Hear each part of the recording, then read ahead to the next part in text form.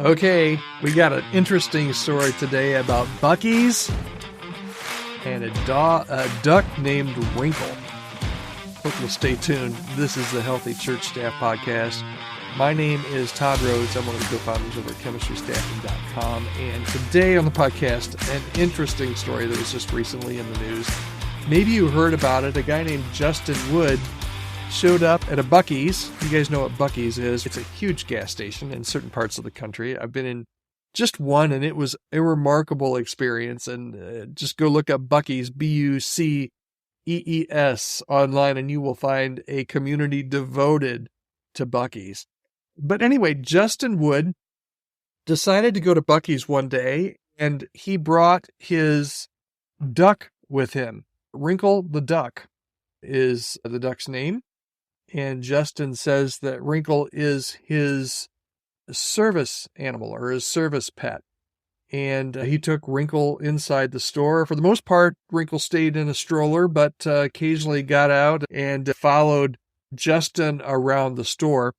This did not sit real well, as you can maybe imagine, with some of the store staff. He had not one, not two, but three different store employees come up. And you can look this up online. There are pictures of Wrinkle the duck inside the Buc-ees and employees and Justin following him around in the store. But one, two, three employees came up and said, "You can't have your duck. You've got to take your duck. You've got to take Wrinkle out of the store." And he said, "But she's a service animal." And he said, "I can give you three forms of identification to prove it and to prove that Wrinkle is a service animal." And they just went back and forth. And again, you can look this up online. There are pictures of Justin and Wrinkle the duck inside and outside the store.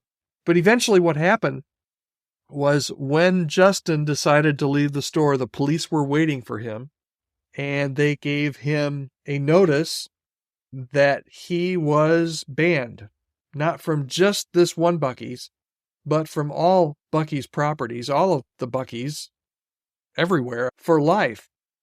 And it made national headlines. I'm looking at the story on the New York Post. There should be a link in the description here on the podcast as well. But what in the world are you talking about this for on a Healthy Church Staff podcast, Todd? This makes no sense whatsoever. I want to talk a little bit today about how you balance rules and policies in the church and grace as a church staff member. Because, and if you've been in ministry very long, you know that there are people that will test the rules. There were people that will test the policies.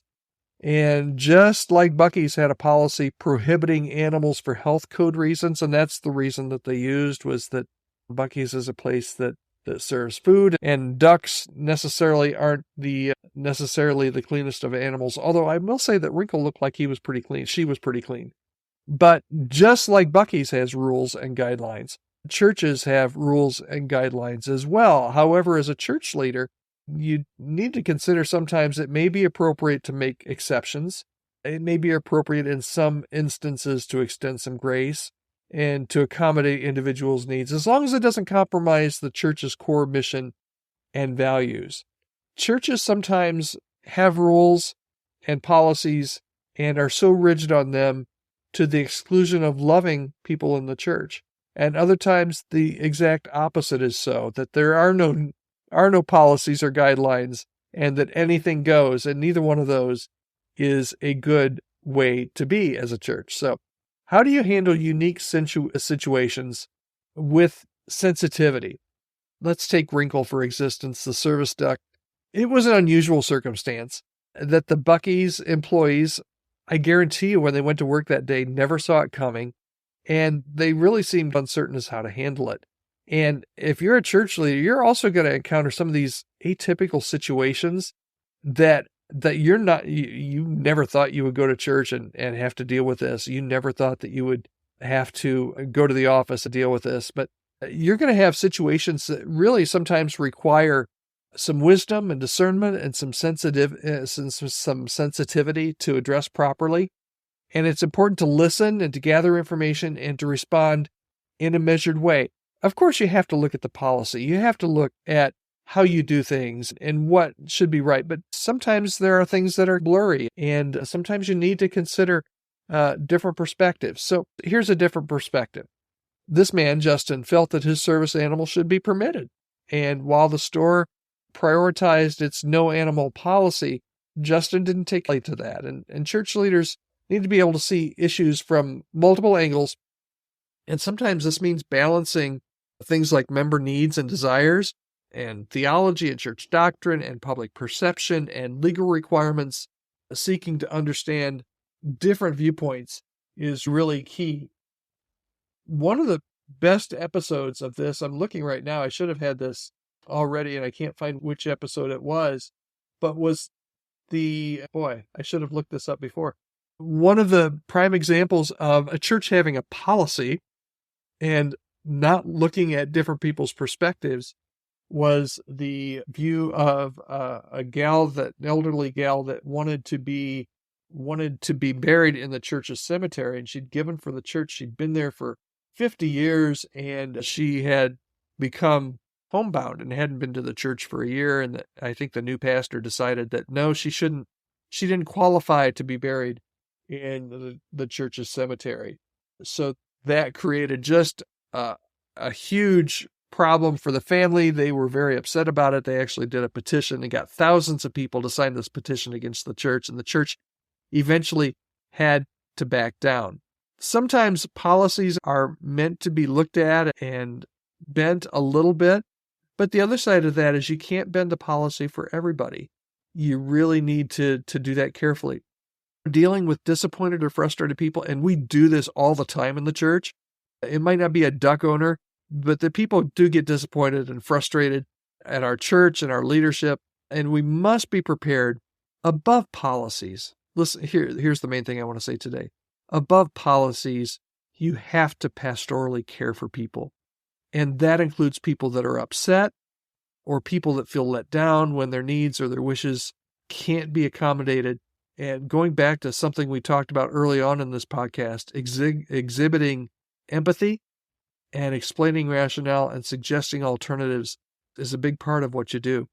As we look at this, yes, this story. Todd, again, what are you doing here? This story about Buc-ees and Justin and the duck, it's a quirky one, but it does illustrate, I think, a lot of the complexities involved sometimes in upholding some of your church rules while responding to individual situations, and understanding that sometimes the care and balance, you need to strike a compromise there between care and balance. The goal should always be acting with both firmness and compassion, but it needs to be principled, and it needs to be personal, and it needs to be, can I say it, pastoral. You need to lead people and pastor people through any kind of disagreements, particularly when it comes to policies or rules that you have at your church.